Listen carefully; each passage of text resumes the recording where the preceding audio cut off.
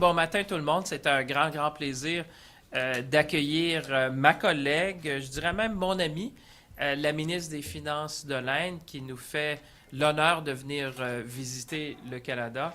Vous savez, la ministre des Finances et moi, on se connaît depuis au moins une décennie, alors qu'elle était ministre du Commerce international et j'étais ministre du Commerce international. Je peux vous dire que ce matin, on a eu d'excellentes discussions. C'est vraiment la diversification en action. Ce que vous allez voir, c'est que l'Inde et le Canada sont uniquement complémentaires en matière de sécurité énergétique, sécurité alimentaire. Alors, c'est un grand plaisir d'avoir la ministre avec nous. So, good morning, everyone. It's a great pleasure to welcome my dear friend, the Minister of Finance of India. We go back more than a decade. The minister was Minister of International Trade when I first met her. And now, after a decade, we have been in close contact. And now today, as Finance Minister, we have been asked by our leaders, in her case, Prime Minister Modi, in my case, Prime Minister Carney, to follow up on the very successful summit that we had in India. And I want to thank the Minister again for hosting me when I was in India and really making sure that we charter a course that would bring our relationship to its full potential. So it's a great pleasure, it's a great honor. We had the pleasure yesterday to have dinner together, and I can say she knows well Canada. And it's one of the visits that she makes, but I'm sure we'll have more visits to come. And what you're seeing today, it's diversification in action. This is Canada's plan A. It's always been.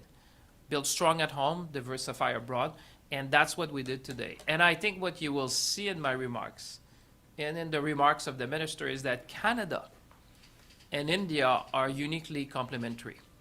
Canada can provide energy security and food security to India. And India can provide to Canada scale, talent, and technology. So I must say that this was a very fruitful morning in the launch of the dialogue. So this morning, ce matin, nous avons lancé le dialogue économique et financier des ministres des Finances du Canada et de l'Inde, une étape très importante dans le renouvellement de notre relation, un dialogue qui va nous permettre de rester centré sur des résultats concrets, accroître le commerce et les investissements bilatéraux, renforcer la coopération entre nos secteurs financiers et travailler ensemble face aux défis économiques mondiaux qui touchent nos citoyens et nos entreprises. The Minister and I will be on our way to the G20. We will be in Asheville, North Carolina, just next week, over the weekend. And what you could see this morning is that, first of all, we are very aligned in our vision, aligned in our desire to bring this relationship to its full potential. And what you find is that Canada and India have what each other needs. When I think about India, I think about possibilities. When I think about India, I think about opportunities. When I think about India, I think about scale, talent. And this is really the essence of what we discuss. Let's be clear, India is the world's fastest growing major economy. I want to compliment you. The fourth largest economy in the world now. India has surpassed Japan now in being the fourth largest economy in the world. And if you put it in a purchasing power parity, you would say that India is even higher in the ranking. So I just want to compliment you for the journey that India has traveled. And with 1.4 billion people, there's a lot of opportunities, like I said, for Canada and India to do more together. And that's the commitment you see by these two ministers. Very action-oriented. We have been in this for more than a decade. So we want results, we want action, and we want momentum. And that's what we brought this morning. In fact, you could see India's energy demand is growing faster than anywhere else in the world. And as a stable, predictable partner, Canada is fast becoming an energy superpower. So in that context, I was saying to the minister, we can be the partner of choice when it comes to energy security. And because of the geopolitical tension we're seeing in the Strait of Hormuz, there's even an opportunity for Canada to be a partner of choice when it comes to food security. So energy security, food security has been at the forefront of what we discussed. But there's more because the minister has seen in Canada, I think, a partner that can provide stability of supply. We talk about resilient supply chain and critical minerals. We talk about what the firms on both sides can do on artificial intelligence, advanced manufacturing, and obviously financial services. And we're starting from a position of strength. Canadians should know that Canadian pension funds actually are the largest investors in infrastructure in India. And so this is something that we want to do more. Obviously, there'll be a lot of infrastructure to be built in India as the fastest growing economy. And Canada wants to be part of that journey with the minister. And as you know, we signed when we were there a partnership already in uranium, a very important partnership, $2.6 billion with Saskatchewan-based Cameco to supply nearly 22 million pounds of Canadian uranium to India. But this was only the start. We're just getting started. That's what I want to say to Canadian. That's diversification. We did that with the Prime Minister when we're in India. Now we're following up on that. And obviously, since we have more than 1.8 million Canadians of Indian origin, there's a lot we could do. So Prime Minister Carney and Prime Minister Modi set the course. They set the goals. They set the agenda. And they task us, and all of us, I would say, that we should, that we would have more than double two-way trade to a level of 70 billion by 2030. So they charted the course. They said what we want to see by 2030 is a two-way trade of 70 billion. And I think it's highly achievable, Minister. We are very complementary. And today what we have seen is that we're going to take the step to do that. And Canada offers, like I said, Canada is a very stable and predictable partner. And I think in today's world, what people are looking the most is trust. And I think trust is what Canada can offer to our Indian colleagues and Indian friends. And I hope so today that this is just the beginning. The minister and I have agreed that we would meet more frequently. And so I would say, let's seize the moment of your visit to Canada. Let's be ambitious, as we know we can be, and let's build this great relationship to its full potential. So with that, Minister, I will invite you to make your statement. Merci. La parole est à vous. Thank you. Good afternoon, and very pleased to be here. Minister of Finance and National Revenue of Canada, Minister Champagne, colleagues from both delegations, and also invited ladies and gentlemen and the media. We've had a substantive and productive inaugural India-Canada bilateral economic and financial dialogue. But before I get into the dialogue and its details, let me thank Minister Champagne, the Government of Canada, for the warm welcome extended to me and to my delegation. It's just a memorable trip, I can say, for that very scores. On that one score, Canada's hospitality has been such a touching point for me. I will remember this. Even the contents of the dialogue is something which I'll carry as a memory, as a service to the nation for India and also to the people of Canada. The world is going through a profound transformation. There's just a lot of uncertainty everywhere. And the geopolitical and economic realities are constantly evolving. So in this background, closer economic cooperation has become increasingly important to build resilient, sustainable, and inclusive economies, both in Canada and in India. And therefore, in building this strong relationship, our principals, the Prime Minister of India and the Prime Minister of Canada, have set a very ambitious goal for us. So, and that has brought in fresh momentum and strategic direction to our bilateral relationship. See, the economic and financial dialogue reflects this broad ambition to move beyond traditional trade in goods and services and build a deeper economic partnership encompassing investment, finance, capital markets, and regulatory cooperation. So our discussions today centered around three broad categories or broad areas. The first one is macroeconomic developments which we have to assess for ourselves, and domestic policy priorities for both countries, each for its own. So India has demonstrated remarkable macroeconomic resilience. We also recognized the complementarities between the two economies, India and Canada, and the considerable scope to deepen investment and economic cooperation. The second one is practical avenues for cooperation in the financial sector, including cross-border payments, financial stability, fintech, and capital markets. There is considerable potential for our financial systems to work together more closely and facilitate greater flows of trade, investment, and also remittances. The third area, we explored opportunities for wider international and multilateral cooperation on issues of shared interests. This included areas such as critical minerals, cooperation on issues of shared interests.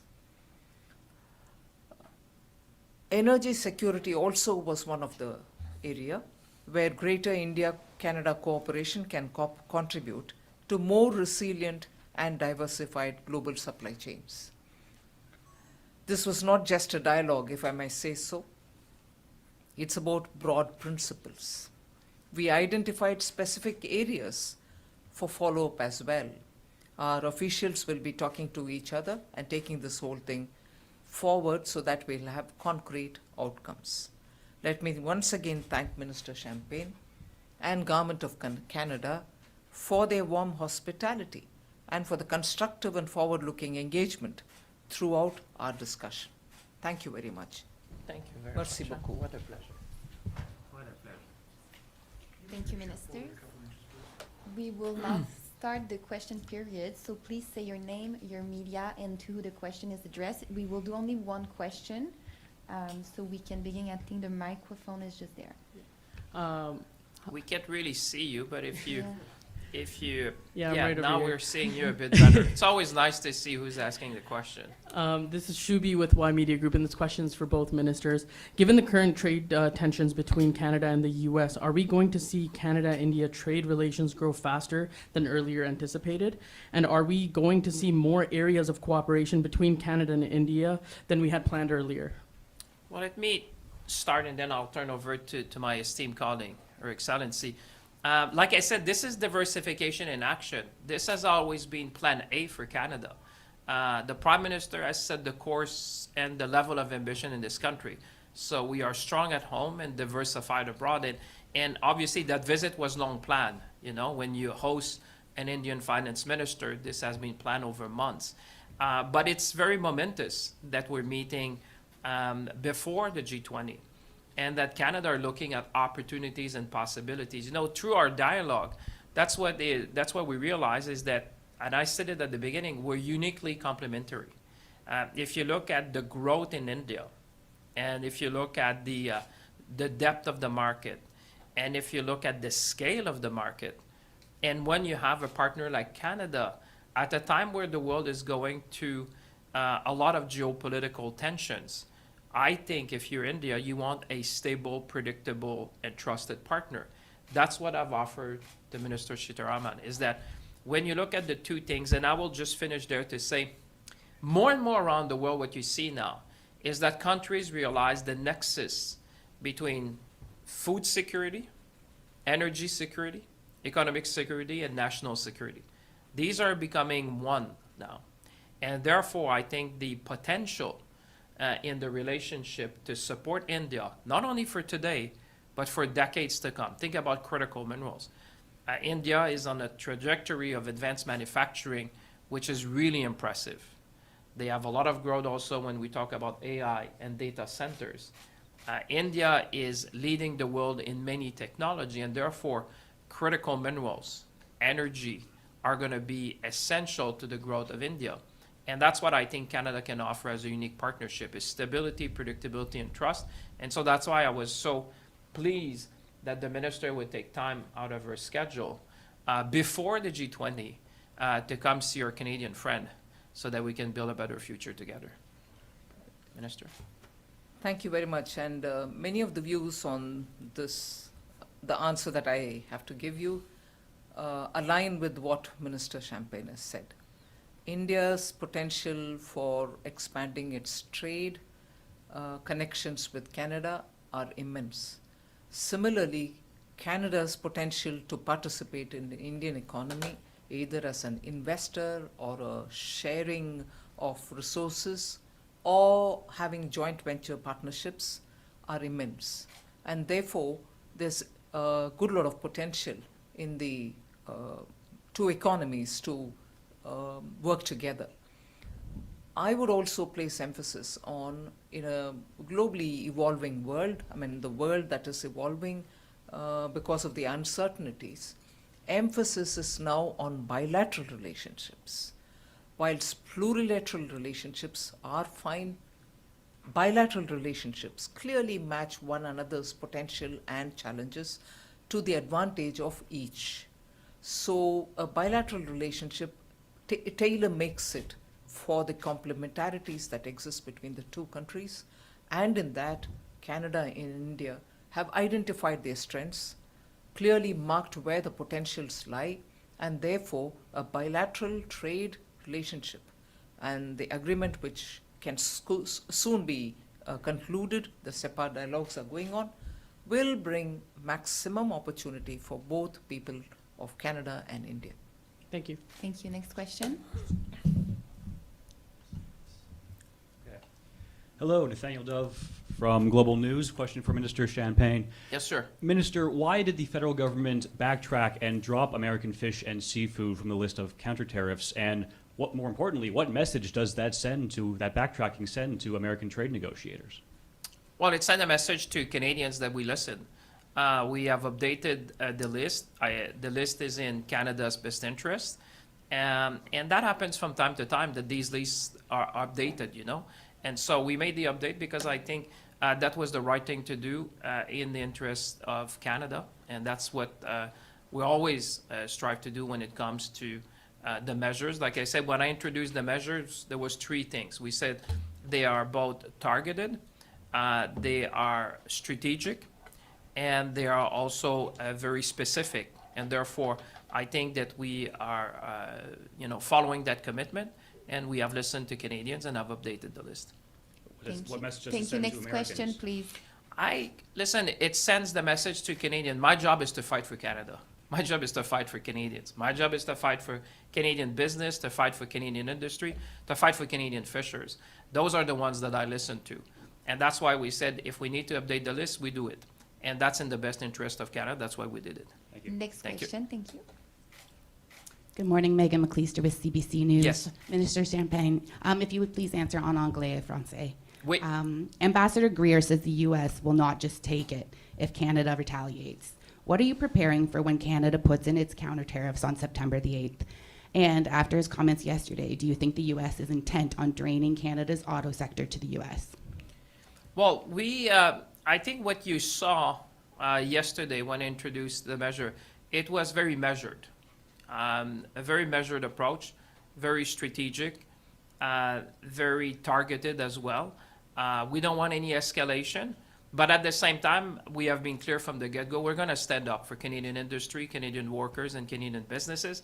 That's what you saw in the countermeasures that we have put forward. We did not choose that trade conflict. We're just responding to what has been imposed on Canada. And I think Canadians understand that you have to stand up, and they respect us for that. You know, we're standing up for our workers, our industry, and our businesses, and that should come as no surprise to our American partners. We will always defend the economic sovereignty of Canada. We'll always defend our industries. And the Prime Minister was very clear that at some stage you have to say enough is enough, and you have to stand up, and you have to be true to your values. And at the same time, we said we will pivot. We will provide support to businesses, workers across the nation. We've put a plan of $7.5 billion to make sure that our businesses could continue their operation through this period, provide a bridge to them, and that we would be working to go back to what has always been our plan, which is Plan A. This is diversification in action. What you see this morning is Plan A. It's always been our plan. It said we will obviously negotiate in good faith with our American partners. We'll always be at the table, but at the same time, we'll continue to do the things that we need to do, which is to build Canada strong. So remove interprovincial trade barrier, make sure that we favor Canadian firms in our purchasing, making sure we diversify our partnership abroad. And that's you see this morning, our Plan A in action is to be with our Indian partner and to see how we can bring this relationship to its full potential. And you know what? When you talk to partners like India, you realize that Canada is what the world needs and want. When you talk about trust, when you talk about resilient supply chain, when you talk about critical minerals, when you talk about energy, when you talk about food security. So, we will continue to do what we have to do to protect Canadian industry, and at the same time, make sure that, like you said, we build Canada strong at home and diversify abroad. En français. En français. Merci. Écoutez, merci pour votre question. Dans l'annonce que j'ai faite hier, on a été très, très stratégique dans notre approche. On ne veut pas d'escalade, mais d'un autre côté, les gens comprennent qu'on doit se tenir debout. Il vient un moment où on dit assez, c'est assez. Quand on veut compromettre la souveraineté économique du Canada, on doit intervenir. C'est ce qu'on a fait. Et on a présenté une liste de contre-mesures. Vous savez, on n'a pas choisi ce conflit commercial, mais on doit y répondre. On doit y répondre et c'est ce qu'on a fait avec une liste qui est stratégique, qui est proportionnelle. On a dit dollar pour dollar, tarif pour tarif. Donc, c'est très mesuré comme réponse. Mais je pense que c'est ce que les Canadiens s'attendent de nous. Puis c'est certainement une façon de s'assurer qu'on garde un niveau de compétitivité pour les entreprises canadiennes. Et deuxièmement, ce qu'on a présenté, c'est un plan d'aide, 7,5 milliards pour aider les entreprises, les travailleurs. Et en même temps, on a été très clair que ce que vous voyez ce matin, c'est la diversification en action. Ça a toujours été le plan A du Canada, c'est-à-dire on bâtit fort chez nous et on fait de la diversification à l'étranger. C'est exactement ce qu'on fait avec nos partenaires indiens. Et ce que le Canada peut apporter, puis c'est très clair dans les discussions de ce matin, c'est stabilité, prévisibilité et la confiance. Et on se rend compte, on a juste à passer quelques heures ensemble, que le Canada a ce que le monde souhaite et a besoin. Alors moi, je vous dis en même temps, oui, on sera toujours constructif dans nos interactions avec nos partenaires américains, mais en même temps, on va continuer avec le plan A qui est de bâtir chez nous, diversifier à l'étranger. Merci. Prochaine question.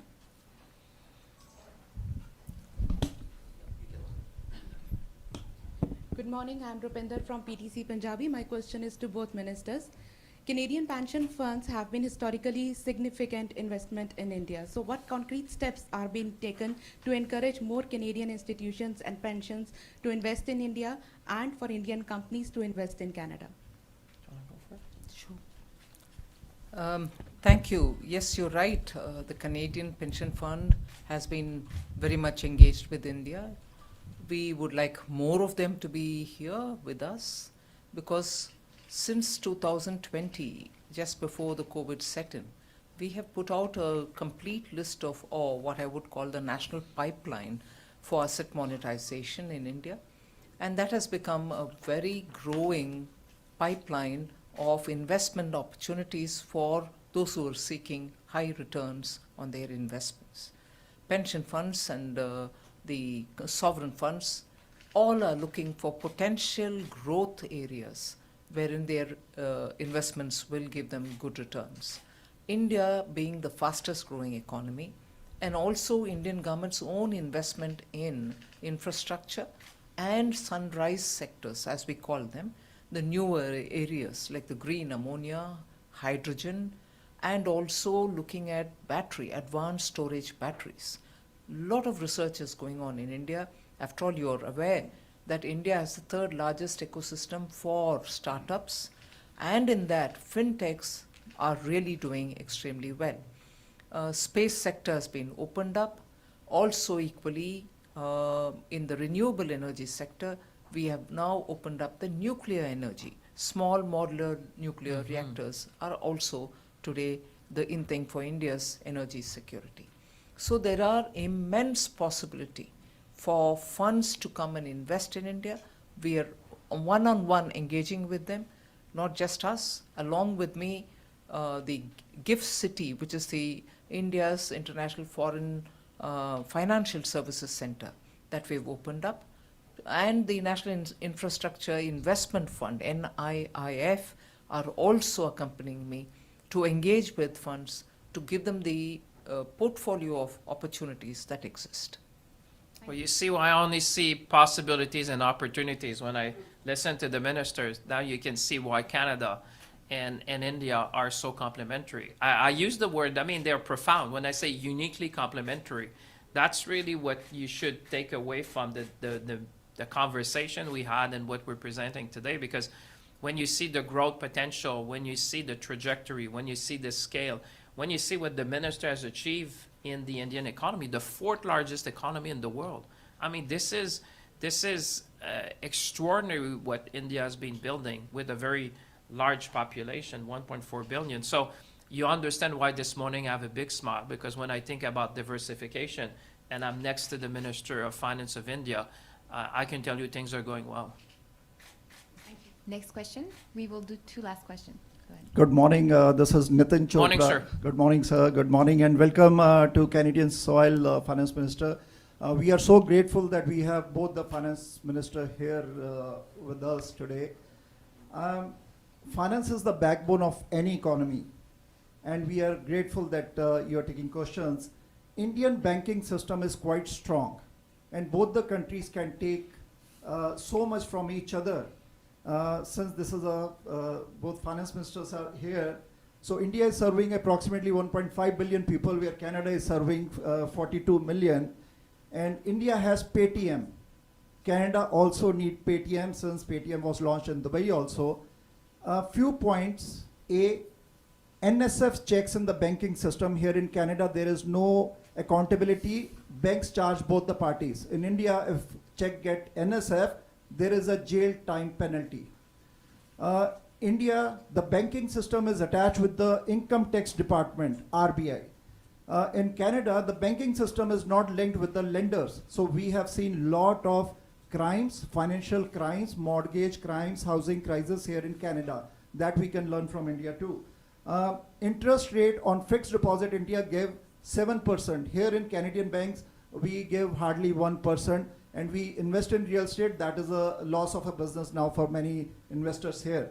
If both ministers can elaborate on these points, how we can take takeaways from both the countries. Thank you.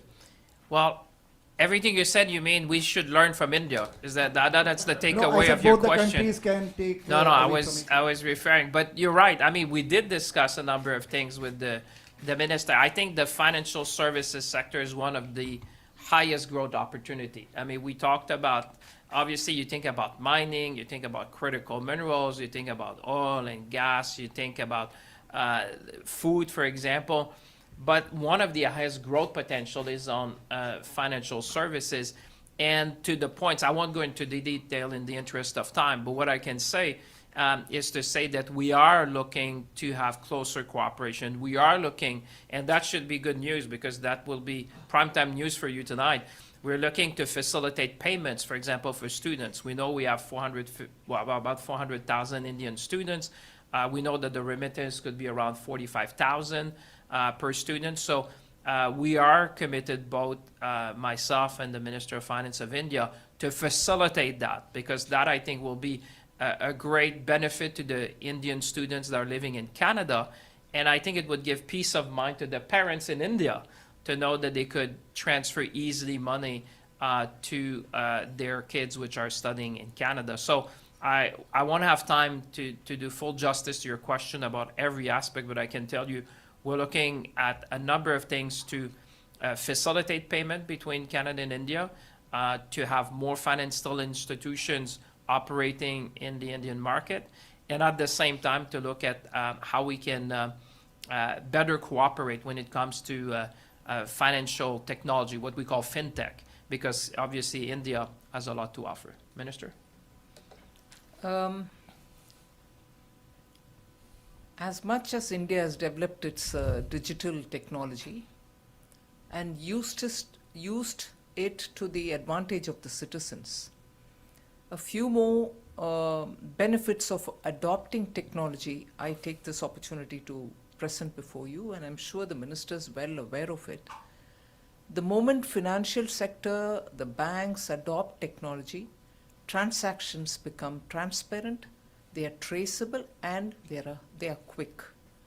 During COVID, Honorable Prime Minister Modi, recognizing the importance on timely delivery to the citizens of whatever financial assistance that is being provided, made sure that COVID-related payments to the citizens were sent using direct benefit transfer. So every citizen has an account because of a particular scheme that we launched as soon as we came to power in 2014, called PM Jan Dhan Yojana, so that every Indian citizen had a bank account. Many of them stayed away from banks, but everybody had an account. So that came off handy during COVID, when we were able to transfer the money just by pressing a button in Delhi. Everybody's account received the money. So this is one classic example of how, when you take technology as a very people-friendly instrument, it actually pays dividends, and we could see it during COVID. Now, coming to the dialogue, we have had conversations on how digital technologies can help each other. We are talking, our teams are going to be talking further and adopting everything which helps in easier payment, cross-border remittances, and also within the country, multiple choices for digital payments so that citizens can benefit from it. Thank you. Merci. Last question, please. I'm Indira Kannan for Business Standard in India, so for both ministers. A few days ago, the Tamil Nadu state government had cancelled the Parandur airport project near Chennai. This is after some of the land had been acquired and compensation paid out. Are there any concerns about the message these kind of actions send out to foreign investors at a time when India is actively inviting foreign investment for building infrastructure? Thank you. This is a completely domestic decision. If at all the state government has already made that decision. I'd rather comment about it, if at all, when I'm in India rather than when I'm outside of the country. More importantly, decisions of this nature are taken given the realities of the ground. I'm not very seized of all the details with which the newly elected government in Tamil Nadu has taken this call. I need to understand it in depth, but even if I do, even if I have done it now, I would think the best place for me to answer Business Standard would be in India. Merci. Merci beaucoup. On va Merci. prendre la photo officielle. We will Yes. take the official